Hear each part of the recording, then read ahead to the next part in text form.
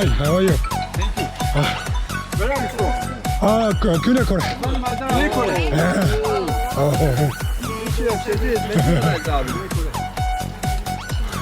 So your honey, you made it? Yes, we made it. Oh, it's a natural honey, right? Oh, that's Thai. Yes. Thai. Yeah. Are you ready? Oh, Ready?